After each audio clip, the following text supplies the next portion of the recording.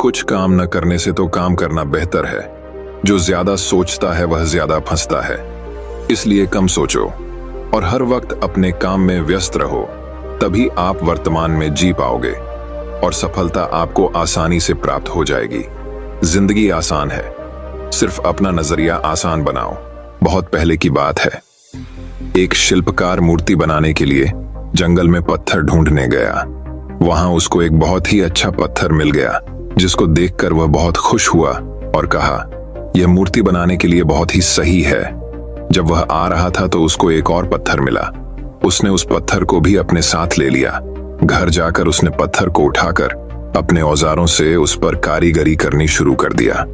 औजारों की चोट जब पत्थर पर हुई तो वह पत्थर बोलने लगा कि मुझको छोड़ दो, इससे मुझे बहुत दर्द हो रहा है। अगर तुम मुझ पर चोट करोगे तो मैं बिखर कर अलग हो जाऊंगा। तुम किसी और पत्थर पर मूर्ति बना लो। पत्थर की बात सुनकर शिल्पकार को दया आ गई। उसने पत्थर को छोड़ दिया और दूसरे पत्थर को लेकर मूर्ति बनाने लगा। वह पत्थर कुछ नहीं बोला। कुछ समय में शिल्पकार ने उस पत्थर से बहुत अच्छी भगवान की मूर्ति बना दी। गांव के लोग मूर्ति बनने के बाद उसको लेने आए। उन्हें सोचा कि हमें नारियल फोड़ने के लिए एक और पत्थर की जरूरत होगी। उन्होंने वहां रखे पहले पत्थर को भी अपने साथ ले लिया। मूर्ति को ले जाकर उन्होंने मंदिर में सजा दिया और उसके सामने उसी पत्थर को रख दिया। अब जब भी कोई व्यक्ति मंदिर में दर्शन करने आता तो मूर्ति को फूलों से पूजा करता, दूध से स्नान कराता और उस पत्थर पर नारियल फोड़ता था। जब लोग उस पत्थर पर नारियल फोड़ते तो बहुत परेशान होता, उसको दर्द होता और वह चिल्लाता, लेकिन कोई उसकी सुनने वाला नहीं था। उस पत्थर ने मूर्ति बने पत्थर से बात करी और कहा कि तुम तो बड़े मजे से हो, लोग तो तुम्हारी पूजा करते हैं, तुमको दूध से स्नान कराते हैं और लड्डुओं का प्रसाद चढ़ाते हैं, लेकिन मेरी तो किस्मत ही खराब है, मुझ पर लोग नारियल फोड़कर जाते हैं। इस पर मूर्ति बने पत्थर ने कहा कि जब शिल्पकार तुम पर कारीगरी कर रहा था, यदि तुम उस समय उसको नहीं रोकते तो आज मेरी जगह तुम होते, लेकिन तुमने आसान रास्ता चुना, इसलिए अभी तुम दुख उठा रहे हो। उस पत्थर को मूर्ति बने पत्थर की बात समझ आ गई थी। उसने कहा कि अब से मैं भी कोई शिकायत नहीं करूंगा। इसके बाद लोग आकर उस पर नारियल फोड़ते।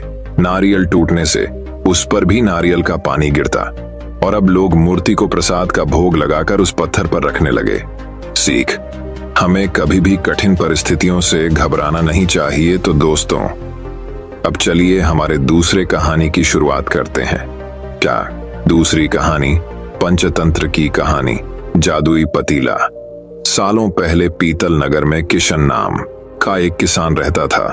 वह गांव के एक जमींदार के खेत पर काम करके किसी तरह अपना घर चला रहा था।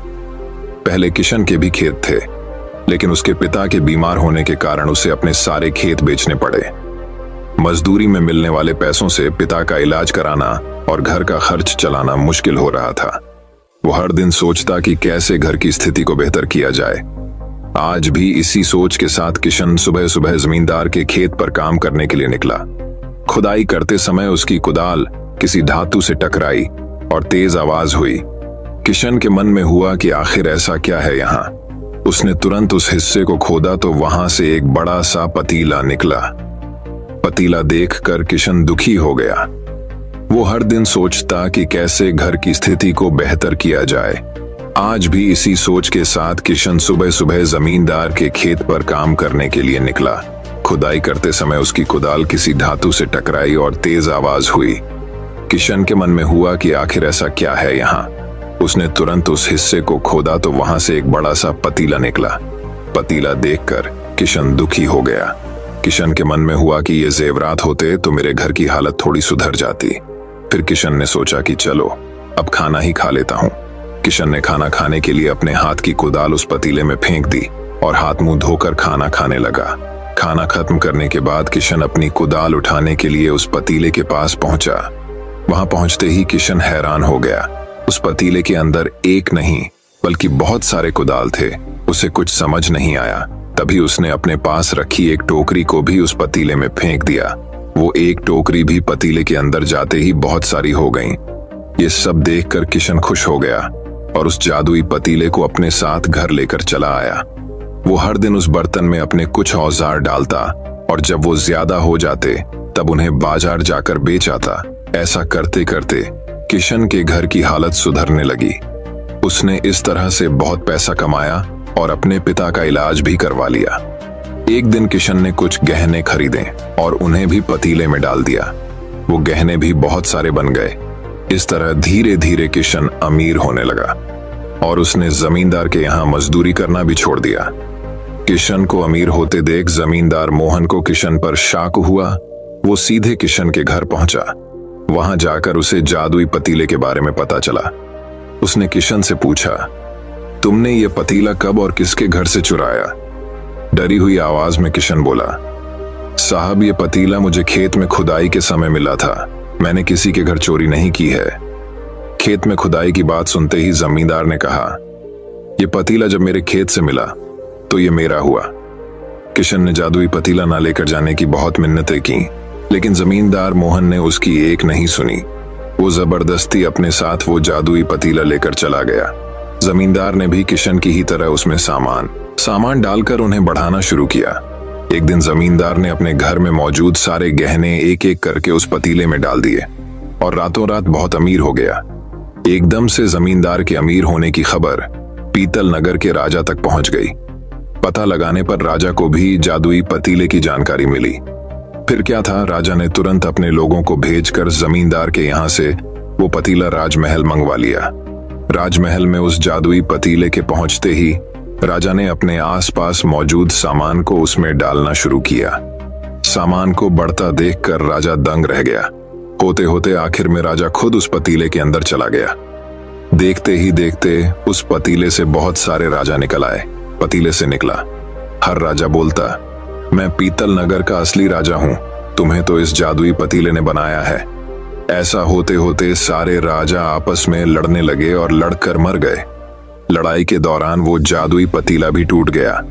जादुई पतीले के कारण राजमहल में हुई इस भयानक लड़ाई के बारे में नगर में सबको पता चल गया।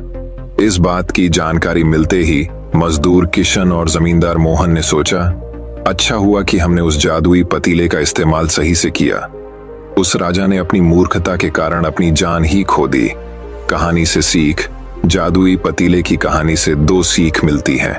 पहली कि मूर्खता का अंत बुरा ही होता है। दूसरी यह कि हर सामान का इस्तेमाल संभल कर करना चाहिए। अति इस्तेमाल हानिकारक हो सकता है। तो दोस्तों, अब चलिए हमारे तीसरी कहानी की शुरुआत करते हैं। तीसरी कहानी, खूनी झील। एक बार की बात है, एक जंगल में एक झील थी जो खूनी झील के नाम से प्रसिद्ध थी। शाम के बाद कोई भी उस झील में पानी पीने के लिए जाता तो वापस नहीं आता था। एक दिन चुन्नू हिरण उस जंगल में रहने के लिए आया। उसकी मुलाकात जंगल में जग्गू बंदर से हुई। जग्गू बंदर ने चुन्नू हिरण को जंगल के बारे में सब बताया, लेकिन उस झील के बारे में बताना भूल गया। जग्गू बंदर ने दूसरे दिन चुन्नू हिरण को जंगल के सभी जानवरों से मिलाया। जंगल में चुन्नू हिरण का सबसे अच्छा दोस्त एक चीकू खरगोश बन गया। चुन्नू हिरण को जब भी प्यास लगती थी तो वह उस झील में पानी पीने जाता था। वह शाम को भी उसमें पानी पीने जाता था। एक शाम को वह उस झील में पानी पीने गया तो उसने उसमें बड़ी तेजी से अपनी ओर आता हुआ एक मगरमच्छ देख लिया, जिसे देखकर वह बड़ी तेजी से जंगल की तरफ भागने लगा। रास्ते में उसको जग्गू बंदर मिल गया। जग्गू ने चुन्नू हिरण से इतनी तेज भागने का कारण पूछा। चुन्नू हिरण ने उसको सारी बात बताई। जग्गू बंदर ने कहा कि मैं तुमको बताना भूल गया था कि वह एक खूनी झील है जिसमें जो भी शाम के बाद जाता है वह वापस नहीं आता। लेकिन उस झील में मगरमच्छ क्या कर रहा है उसे तो हमने कभी नहीं देखा। इसका मतलब वह मगरमच्छ ही सभी जानवरों को खाता है जो भी शाम के बाद उस झील में पानी पीने जाता है। अगले दिन जग्गू बंदर जंगल के सभी जानवरों को ले जाकर उस झील में गया। मगरमच्छ सभी जानवरों को आता देखकर छुप गया, लेकिन मगरमच्छ की पीठ अभी भी पानी से ऊपर दिखाई दे रही थी। सभी जानवरों ने कहा कि यह पानी के बाहर जो चीज दिखाई दे रही है वह मगरमच्छ है। यह सुनकर मगरमच्छ कुछ नहीं बोला। चीकू खरगोश ने दिमाग लगाया और बोला, नहीं ये तो पत्थर है, लेकिन हम तभी मानेंगे जब यह खुद बताएगा। यह सुनकर मगरमच्छ बोला कि मैं एक पत्थर हूं। इससे सभी जानवरों को पता लग गया कि यह एक मगरमच्छ है। चीकू खरगोश ने मगरमच्छ को कहा कि तुम इतना भी नहीं जानते कि पत्थर बोला नहीं करते।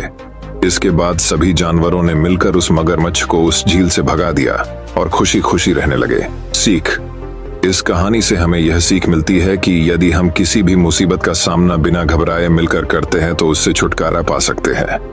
तो दोस्तों, अब चलिए हमारे चौथी कहानी की शुरुआत करते हैं। चौथी कहानी। एक गांव में बबलू नाम का लड़का था। वह अपनी माँ, पिताजी और एक छोटी बहन के साथ रहता था। बबलू के पिताजी एक स्कूल में टीचर थे, पर उनकी आमदनी ज्यादा ना होने के कारण वह स्कूल से घर आने के बाद शाम को बच्चों को ट्यूशन भी दिया करते थे। एक दिन बबलू के पिताजी की तबीयत खराब हुई और उनका देहांत हो गया। घर की सारी जिम्मेदारी अचानक बबलू पर आ गई। उसकी 10वीं की पढ़ाई अभी खत्म ही हुई थी। बबलू मन ही मन घबरा रहा था। फिर उसने सोचा कि अगर मैं ही घबरा जाऊंगा तो मेरी माँ और मेरी बहन का क्या होगा। पिताजी के देहांत के 1 सप्ताह बाद ही बबलू अपनी माँ को बोला कि वह कल शहर जाएगा। बबलू की बात सुन माँ परेशान हो गई और बोली, अभी तेरे पिताजी हमें छोड़कर चले गए, अब तू भी शहर जाने की बात कर रहा है। मैं क्या बोलूं? तुम्हें कुछ समझ नहीं आ रहा है। बबलू माँ को समझाता है कि माँ, यहाँ गांव में रहकर हम लोगों का गुजारा कैसे होगा? मैं यहाँ क्या करूंगा? अगर मुझे आप शहर जाने की इजाजत दोगी तो मैं वहां कोई नौकरी कर लूंगा। मैं नौकरी मिलते ही आपको और छोटी को भी अपने पास शहर ले जाऊंगा। माँ चुप होकर बबलू की बातें सुनने लगी। उसके बाद बोली, बेटा तुम्हें जाना है तो तुम जाओ, पर मैं गांव छोड़कर कहीं नहीं जाऊंगी। यहाँ इस घर में तुम्हारे पिताजी की यादें हैं, मैं उन्हें छोड़कर कहीं नहीं जाऊंगी। ये बोलकर माँ रोने लगी। बबलू भी माँ के साथ भावुक हो गया।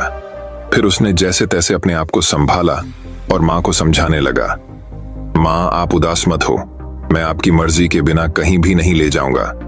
आप मुझे जाने की इजाजत खुशी खुशी देना, क्योंकि छोटी को खूब पढ़ाना भी है। पिताजी का सपना मैं नहीं पूरा कर पाया, पर छोटी को डॉक्टर बनाना है। पिताजी का सपना पूरा करना अब मेरी जिम्मेदारी है। अगली सुबह माँ खुद बबलू को जगाते हुए बोली, उठ बेटा उठ जा, क्या तुम्हें शहर नहीं जाना? जल्दी से उठा जा, सारी बसें चली जाएगी। ये सुनते ही बबलू झट से अपनी बिस्तर से उठ खड़ा हो जाता है और तैयार होकर माँ और अपनी छोटी बहन को प्यार कर घर से बस के लिए रवाना हो जाता है। शहर आते ही वह नौकरी तलाश करने लगता है। वह मन ही मन सोचता है, जो भी नौकरी मिल जाए मैं कर लूंगा। उसे उसी शाम एक होटल में वेटर की नौकरी मिल जाती है। बबलू बहुत खुश होता है। उसका रहना खाना सब कुछ उसी होटल में था, मगर उसकी पगार कम थी। फिर भी बबलू खुश हो जाता है और वह उसी वक्त से होटल में काम करने लगता है। वह स्वभाव का दयालु और दिल का साफ था। होटल का मैनेजर और होटल के स्टाफ भी बबलू के इस स्वभाव से काफी खुश रहते थे।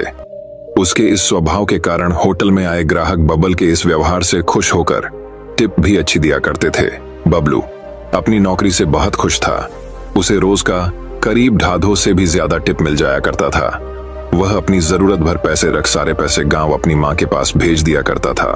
उसकी माँ और बहन भी बबलू के भेजे पैसे से गांव में खुश थे और उसकी बहन अपनी पढ़ाई मन लगाकर कर रही थी।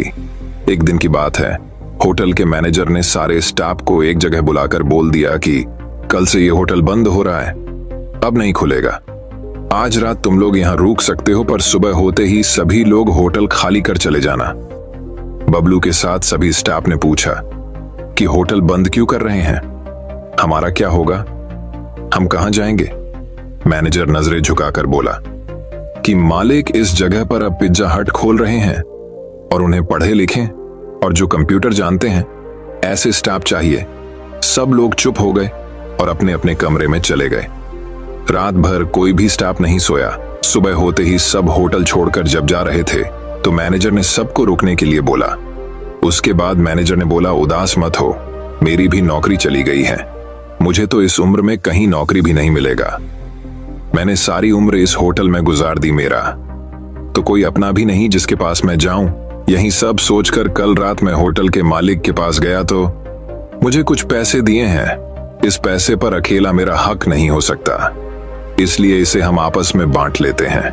यह सुनकर सभी के चेहरे पर थोड़ी खुशी आई, पर सब उदास मन से वहां से चले गए। मगर बबलू होटल के बाहर ही खड़ा था। वह सोच रहा था कि घर पर मैं जाकर माँ को क्या बोलूंगा। मैं घर नहीं जा सकता, मुझे आज ही नई नौकरी ढूंढनी होगी। बबलू को परेशान देखकर होटल का मैनेजर उसे अपने साथ घर चलने को बोलता है, मगर बब्बल मैनेजर के साथ चलने से इनकार कर उसे आज ही नौकरी ढूंढनी होगी ऐसा बोलता है। मैनेजर ने बबलू को समझाया, ठीक है नौकरी ढूंढ लेना, पर इतनी सुबह कहां जाओगे, मेरे साथ चलो, थोड़ी दूरी पर ही मेरा घर है, वहां अपना सामान रख, नौकरी ढूंढने चले जाना। बबलू ने बोला, ठीक है, और मैनेजर के घर चला गया। वहां पहुंचकर मैनेजर अपने रसोई में चाय और पकोड़े बनाने को गया। बबलू ने मैनेजर को बैठने को बोला, मैं बनाता हूं चाय और आपको पकोड़े बनाकर खिलाता हूं, मुझे यहीं बनाने आता है। मैनेजर भी बबलू की बातें सुनकर हंस पड़ा। बबलू ने वाकई में चाय और पकोड़े बहुत ही स्वादिष्ट बनाया। मैनेजर ने बहुत तारीफ की। उसके बाद उसने बबलू को एक सलाह दी, क्यों ना वह चाय और पकोड़े का अपना ही दुकान खोल लें, इतना स्वादिष्ट बनाते हो, सच में बहुत चलेगा। मैनेजर की बात सुनकर बबलू को यह ठीक नहीं लग रहा था कि वह एक चाय की दुकान खोले। मैनेजर ने बबलू को बोला कि चाय बेचने में क्या बुराई है, हमारे जो प्रधानमंत्री हैं वह भी एक चाय बेचने वाला ही है, हालांकि आज तक किसी ने उन्हें चाय बेचते नहीं देखा। ये बोल वह मैनेजर मुस्कुराने लगा। मैनेजर ने फिर बबलू को बोला कि चलो तुम अकेले नहीं करोगे तो हम पार्टनर बनकर करते हैं, तुम्हें जो पगार मिलती थी वही मिलेगी, तुम बनाना और मैं बेचूंगा। ये बात सुनते ही बबलू ने बोला, नहीं मैं बना भी लूंगा और बेच भी लूंगा, आप सिर्फ पैसे का हिसाब ग्राहक से करना।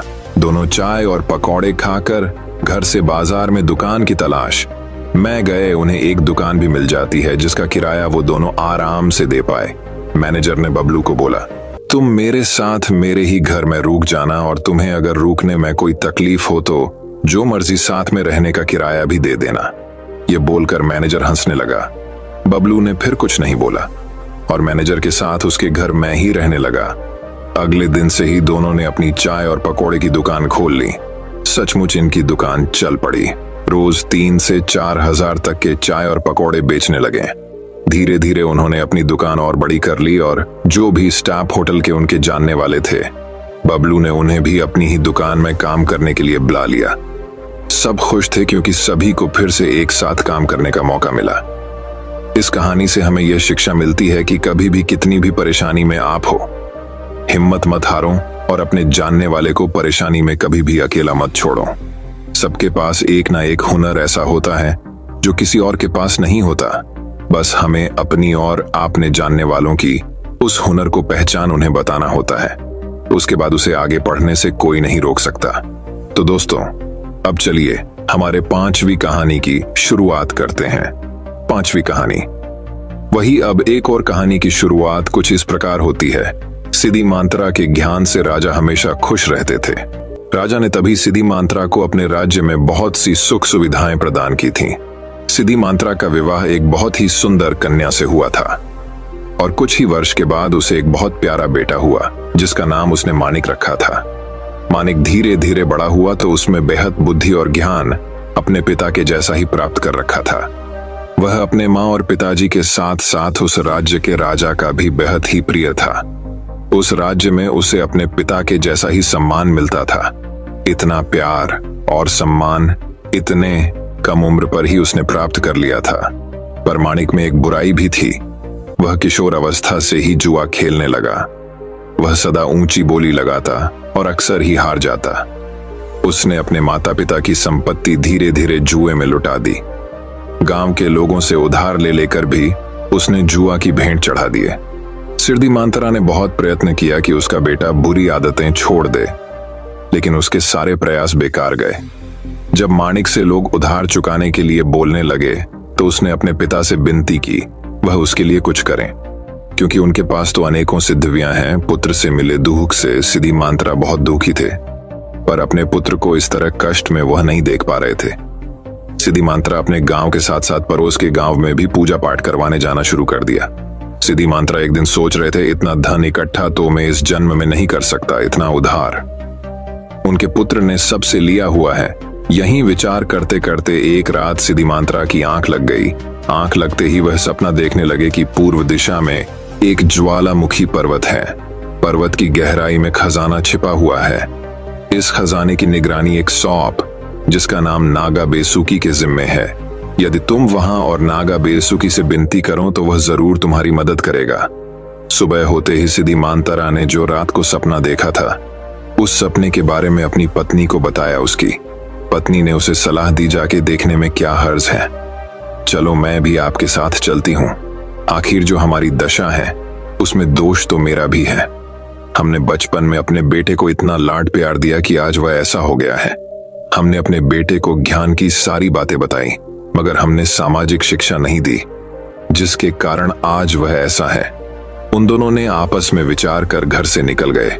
ये कोई सुखद यात्रा नहीं थी। रास्ते में उसे अनेक कठिनाइयों का सामना करना पड़ा। घने जंगल, कटीले पथरीले रास्ते, झरने, जंगली जानवर, लेकिन अंततः वह राह की सारी मुश्किलों से जूझते हुए आखिरकार वह पहुंच गए अपनी मंजिल तक। मुहाने पर जाकर सिद्धि मानतारा साथ लाई हुई पूजा की घंटी बजाने हुए मंत्र पढ़ना आरंभ कर दिया। कुछ ही समय के बाद नागा बेसुकी प्रकट हुआ। सिद्धि मानतारा और उनकी पत्नी दोनों ने अपने हाथ जोड़कर नागा बेसुकी को अपना परिचय देते हुए अपनी सारी परेशानी बताई। नागा बेसुकी चुप होकर उन दोनों की सार बातें सुनता रहा। नागा बेसुकी जानता था कि सिद्धि मानतारा ईश्वर का बहुत बड़ा भक्त है, और यह भी कि वह कष्ट में है। उसने अपने शरीर को इस तरह झटका कि ढेरों मुक्ता, माणिक, जवाहरा उसके शल्कों में से गिर पड़े। सिद्धि मानतारा, इनमें से अपने जरूरत के मुताबिक तुम ले जाओ। इतना कहकर नागा बेसुकी वहां से चला गया। सिद्धि मानतारा और उसकी पत्नी ने अपने जरूरत के मुताबिक धन समेट लिए और बेसुकी को धन्यवाद दिया। आंधी रात हो गई। माणिक अपने माता पिता के लिए बहुत चिंतित था, क्योंकि माणिक को माता पिता घर से जाते वक्त बस इतना ही बोले थे कि वह घर वापस तभी आएंगे जब वह मुझे कर्ज की पीड़ा से मुक्त करा पाएंगे। माणिक पूरे घर में अपनी आंखों में पछतावा के आंसू ले इधर उधर घूम रहा था। वह सोच रहा था कि आखिर वह दोनों गए कहां होंगे। सुबह जब माता पिता ने उसे जाते वक्त कर्ज के पैसे के बारे में बोल रहे थे, तो वह सोचा कि राजा के पास गए होंगे या फिर किसी दूसरे गांव में पूजा पाठ करवा रहे होंगे। मगर पूरा दिन और आंधी रात हो गई तो माणिक का दिल बैठा जा रहा था। तभी दरवाजे पर दस्तक हुआ। माणिक दौड़ता हुआ दरवाजे पर गया और दरवाजा खोला। खोलते ही माता पिता को सामने देख वह बहुत खुश हुआ, पर वह अपने माँ के गले लगकर रोने लगा। माता पिता या माणिक को रोता देख घबरा गए। माणिक थोड़ा शांत हुआ और उनसे पूछने लगा कि वह दोनों कहाँ थे। अब तक उन दोनों ने उस वक्त कुछ नहीं बोला और माणिक को किसी और बातों में उलझा दिया। सुबह होते ही सबसे पहले उन दोनों ने उस धन से माणिक का पूरा कर्ज चुका दिया। माणिक ने माँ पिताजी से उस धन के बारे में काफी पूछा, पर उन दोनों ने उस धन की प्राप्ति के बारे में कुछ भी नहीं बताया। माणिक अपने माता पिता से अपनी गलती की क्षमा मांगा और अपनी गलती को दोबारा कभी नहीं दोहराएगा। वचन भी दिया। अब वह अपने पिता की जगह राजा के दरबार में पूजा पाठ करवाने लगा। इस कहानी से हमें यह शिक्षा मिलती है, अगर किसी से कोई गलती हो जाती है तो उसे सुधरने का एक मौका देना चाहिए और अपनी गलती कभी नहीं दोहराना एक सच्चे और अच्छे इंसान की पहचान होती है। तो दोस्तों, अब चलिए हमारे छठी कहानी की शुरुआत करते हैं। छठी कहानी दोस्तों बात बहुत समय पहले की है। बहुत समय पहले की बात है। एक नगर में हरिदत्त नाम का ब्राह्मण रहता था। उसके पास खेत थे, लेकिन उनमें ज्यादा पैदावार नहीं होती थी। एक दिन हरिदत्त अपने खेत में एक पेड़ के नीचे सोया हुआ था। जैसे ही हरिदत्त की आंख खुली, उसने देखा कि एक सांप अपना फन फैलाए बैठा हुआ है। ब्राह्मण को एहसास हुआ कि यह कोई साधारण सांप नहीं है, बल्कि कोई देवता है। ब्राह्मण ने निर्णय लिया कि वह आज से इस देवता की पूजा करेगा। हरिदत्त उठा और कहीं से जाकर दूध ले आया। उसने मिट्टी के बर्तन में सांप को दूध पिलाया। दूध पिलाते समय हरिदत्त ने सांप से क्षमा मांगते हुए कहा कि हे देव, मैं आज तक आपको साधारण सांप समझता रहा, मुझे माफ कर दीजिए। अपनी कृपा दृष्टि से मुझे बहुत सारा धन धान्य प्रदान करें प्रभु। ऐसा कहकर हरिदत्त अपने घर वापस आ गया। अगले दिन जब वह अपने खेत पहुंचा तो उसने देखा कि जिस बर्तन में उसने कल सांप को दूध पिलाया था, उसमें एक सोने का सिक्का पड़ा हुआ है। हरिदत्त ने वो सिक्का उठा लिया। अब हरिदत्त रोज सांप की पूजा करने लगा और सांप रोज उसे एक सोने का सिक्का देने लगा। कुछ दिन बाद हरिदत्त को दूर किसी देश जाना पड़ा, तो उसने अपने बेटे से कहा कि तुम खेत में जाकर सांप देवता को दूध पिला आना। अपने पिता की आज्ञा से हरिदत्त का बेटा खेत में गया और सांप के बर्तन में दूध रखाया। अगली सुबह जब वह सांप को दूध पिलाने गया तो उसने देखा कि वहां सोने का सिक्का रखा हुआ है। हरिदत्त के बेटे ने वो सोने का सिक्का उठा लिया और मन ही मन सोचने लगा कि जरूर इस सांप के बिल में सोने का भंडार है। उसने सांप के बिल को खोदने का फैसला किया, लेकिन उसे सांप का बहुत डर था। हरिदत्त के बेटे ने योजना बनाई कि जैसे ही सांप दूध पीने आएगा तो वह उसके सिर पर लाठी से वार करेगा, जिससे सांप मर जाएगा। सांप के मरने के बाद मैं तसल्ली से बिल खोदूंगा और उसमें से सोना निकालकर अमीर आदमी बन जाऊंगा। लड़के ने अगले दिन ऐसा ही किया, लेकिन जैसे ही उसने सांप के सिर पर लाठी मारी तो वो मरा नहीं, बल्कि गुस्से से भर उठा। सांप ने क्रोध में लड़के के पैर में अपने विष भरे दांतों से काटा और लड़के की उसी समय मौत हो गई। हरिदत्त जब वापस लौटा तो उसे यह जानकर बहुत दुख हुआ। अब हरिदत्त कुछ कर भी नहीं सकता था, क्योंकि उसे पता था कि सांप के रूप में कोई देवता वहां वास करते हैं। इसलिए वह अब मायूस रहने लगा। दोस्तों, यह कहानी हमें यह शिक्षा प्रदान करती है कि जो ज्यादा लालच इंसान को नुकसान पहुंचाता है, इसीलिए कभी लालच नहीं करना चाहिए। हमारे पास जो भी हमें उसी में संतोष रहना चाहिए और हमेशा परिश्रम करते रहने चाहिए, क्योंकि हमारे परिश्रम ही हमें जीवन में जीत दिलाने का काम करते हैं। तो दोस्तों, अब चलिए हमारे 7वीं कहानी की शुरुआत करते हैं। 7वीं कहानी वही अब एक और कहानी शुरू होती है। एक गांव में युधिष्ठिर नाम का एक कुम्हार रहा करता था। दिन में वह मिट्टी के बर्तन बनाता था और जो भी पैसे मिलते थे उनसे शराब खरीद कर पी लेता। एक रात वह शराब के नशे में अपने घर लौट रहा था। वह इतना नशे में था कि ठीक से चल भी नहीं पा रहा था। अचानक उसका पैर लड़खड़ाया और वह जमीन पर गिर पड़ा। जमीन पर कांच के टुकड़े पड़े थे, जिनमें से एक टुकड़ा उसके माथे में घुस गया। उसके माथे से खून बहने लगा। इसके बाद कुम्हार किसी तरह उठा और अपने घर की ओर चल दिया। अगले दिन जब उसे होश आया तो वह वैद्य के पास गया और पट्टी करवाकर दवाई ली। वैद्य ने कहा, घाव गहरा होने के कारण इसे भरने में समय लगेगा। पूरा भर जाने के बाद भी इस घाव का निशान नहीं जाएगा। इसके बाद कई दिन बीत गए। अचानक उसके गांव में सूखा पड़ गया। सभी लोग गांव छोड़कर जाने लगे। कुम्हार ने भी गांव छोड़कर जाने का फैसला किया और दूसरे देश की तरफ निकल गया। नए देश में जाकर वह राजा के दरबार में नौकरी मांगने गया। वहां राजा ने उसके माथे पर चोट का निशान देखा और सोचा, ये जरूर कोई पराक्रमी योद्धा होगा और दुश्मन से लड़ते समय इसके माथे पर चोट लगी होगी। ये सोचकर राजा ने उसे अपने दरबार में एक खास जगह दे दी और उस पर विशेष ध्यान देने लगे। ये देखकर राजा के दरबार में मौजूद राजकुमार, सेनापति और अन्य मंत्री उससे जलने लगे। ऐसा कई दिनों तक चलता रहा। एक दिन शत्रुओं ने राजा के महल पर हमला कर दिया। राजा ने अपनी पूरी सेना को युद्ध के लिए तैयार किया। उसने युधिष्ठिर से भी युद्ध में जाने के लिए कहा। युधिष्ठिर जब युद्ध भूमि की तरफ जा रहा था तो राजा ने उससे पूछा कि उसके माथे पर यह चोट किस युद्ध में लगी। इस पर कुम्हार ने सोचा कि अब वह राजा का भरोसा जीत चुका है और अब अगर वह राजा को सच बता देगा तो कोई समस्या नहीं होगी।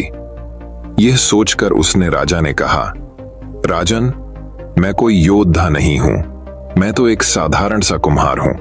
ये चोट मुझे किसी युद्ध में नहीं बल्कि शराब पीकर गिरने के कारण लगी थी। कुम्हार की यह बात सुनकर राजा को बहुत गुस्सा आया। उसने कहा, तुमने मेरा विश्वास तोड़ा है और मुझे छलकर दरबार में इतना ऊंचा पद पाया है। निकल जाओ मेरे राज्य से। कुम्हार ने राजा से बहुत मिन्नतें की। उसने कहा कि अगर उसे मौका मिले तो वह युद्ध में राजा के लिए प्राण भी दे सकता है। राजा ने कहा, तुम चाहे जितने भी वीर और पराक्रमी हो, लेकिन तुम शूरवीरों के कुल से नहीं हो।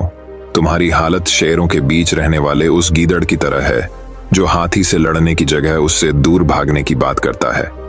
मैं तुम्हें जाने दे रहा हूं, लेकिन अगर राजकुमारों को तुम्हारा राज पता चल गया तो वो तुम्हें मार डालेंगे। इसलिए कहता हूं कि अपनी जान बचाओ और भाग जाओ। कुम्हार ने राजा की बात मानी और तुरंत उस राज्य को छोड़कर चला गया। इस कहानी से यह सीख मिलती है कि इंसान की असलियत ज्यादा दिन तक छुप नहीं सकती। एक ना एक दिन राज खुल ही जाता है। तो दोस्तों, अब चलिए हमारे 8वीं कहानी की शुरुआत करते हैं। 8वीं कहानी दोस्तों, वही अब 8वीं और कहानी की शुरुआत कुछ इस प्रकार होती है। एक गांव में एक ब्राह्मण रहता था। वह सुबह उठता, नहाता, पूजा करता, खाना खाता और फिर सो जाता था। उसके पास किसी भी चीज की कमी नहीं थी। एक बड़ा खेत, खाना पकाकर देने वाली एक सुंदर सी पत्नी और 2 बच्चों का अच्छा परिवार था। सब कुछ होने के बाद भी ब्राह्मण के घर वाले एक बात से बहुत परेशान थे। वो बात यह थी कि ब्राह्मण बहुत आलसी था। वो कोई भी काम खुद नहीं करता था और दिन भर सोता रहता था। एक दिन बच्चों का शोर सुनकर ब्राह्मण जाग गया और उसने देखा कि उसके दरवाजे पर एक साधु महाराज आए हैं। ब्राह्मण और उसकी पत्नी ने साधु महाराज का स्वागत किया और उन्हें भोजन कराया। भोजन के बाद ब्राह्मण ने साधु की खूब सेवा की। साधु महाराज उनकी सेवा से बहुत प्रसन्न हुए और उन्हें वरदान मांगने को कहा। ब्राह्मण ने वरदान मांगा कि मुझे कोई भी काम न करना पड़े और मेरी जगह कोई और मेरा काम कर दे। तब साधु उसे वरदान में एक जिन्न देते हैं और साथ में यह भी कहते हैं कि जिन्न को हमेशा व्यस्त रखना, अगर उसे काम नहीं दिया तो वो तुम्हें खा जाएगा। वरदान पाकर ब्राह्मण मन ही मन बहुत खुश हुआ और साधु को आदर के साथ विदा किया। साधु के जाते ही वहां एक जिन्न प्रकट हुआ। पहले तो ब्राह्मण उसे देखकर डर जाता है, लेकिन जैसे ही वो ब्राह्मण से काम मांगता है तब ब्राह्मण का डर दूर हो जाता है और वो उसे पहला काम खेत जोतने का देता है। जिन्न वहां से गायब हो जाता है और ब्राह्मण की खुशी का ठिकाना नहीं रहता। कुछ ही देर में जिन्न फिर आ जाता है और बोलता है कि खेत जोत दिया, दूसरा काम दीजिए। ब्राह्मण सोचता है कि इतना बड़ा खेत इसने इतनी जल्दी कैसे जोत दिया। ब्राह्मण इतना सोच ही रहा था कि जिन्न बोलता है कि जल्दी मुझे काम बताओ, नहीं तो मैं आपको खा जाऊंगा। ब्राह्मण डर जाता है और बोलता है कि जाकर खेतों में सिंचाई करो। जिन्न फिर वहां से गायब हो जाता है और थोड़ी ही देर में फिर आ जाता है। जिन्न आकर बोलता है कि खेतों की सिंचाई हो गई, अब अगला काम बताइए। ब्राह्मण एक एक कर सभी काम बताता जाता है और जिन्न उसे चुटकियों में पूरा कर देता है। ब्राह्मण की पत्नी यह सब देख रही थी और अपने पति के आलसीपन पर चिंता करने लगी। शाम होने के पहले ही जिन्न सभी काम कर देता था। सब काम करने के बाद जिन्न ब्राह्मण के पास आ जाता और बोलता कि अगला काम बताइए, नहीं तो मैं आपको खा जाऊंगा। अब ब्राह्मण के पास कोई भी काम नहीं बचा जो उसे करने के लिए कह सके। उसे चिंता होने लगी और वह बहुत डर जाता है। जब ब्राह्मण की पत्नी अपने पति को डरा हुआ देखती है तो अपने पति को इस संकट से निकालने के बारे में सोचने लगती है। वह ब्राह्मण से बोलती है कि स्वामी, अगर आप मुझे वचन देंगे कि आप कभी आलस नहीं करेंगे और अपने सभी काम खुद करेंगे तो मैं इस जिन्न को काम दे सकती हूँ। इस पर ब्राह्मण सोचता है कि पता नहीं यह क्या काम देगी। अपनी जान बचाने के लिए ब्राह्मण अपनी पत्नी को वचन दे देता है। इसके बाद ब्राह्मण की पत्नी जिन्न से बोलती है कि हमारे यहाँ एक कुत्ता है, तुम जाकर उसकी पूंछ पूरी सीधी कर दो। याद रखना, उसकी पूंछ एकदम सीधी होनी चाहिए। जिन्न बोलता है कि अभी यह काम कर देता हूँ। यह बोलकर वह वहां से चला जाता है। लाख कोशिश के बाद भी वह कुत्ते की पूंछ सीधी नहीं कर पाता और हार मान लेता है। हार कर जिन्न ब्राह्मण के यहाँ से चला जाता है। उस दिन के बाद से ब्राह्मण को अपनी गलती का एहसास होता है, जिस वजह से वह अपने आलस को छोड़कर सभी काम करने लगता है और उसका परिवार खुशी खुशी रहने लगता है। दोस्तों, ये कहानी हमें ये शिक्षा प्रदान करती है कि हमें कभी आलस नहीं करना चाहिए।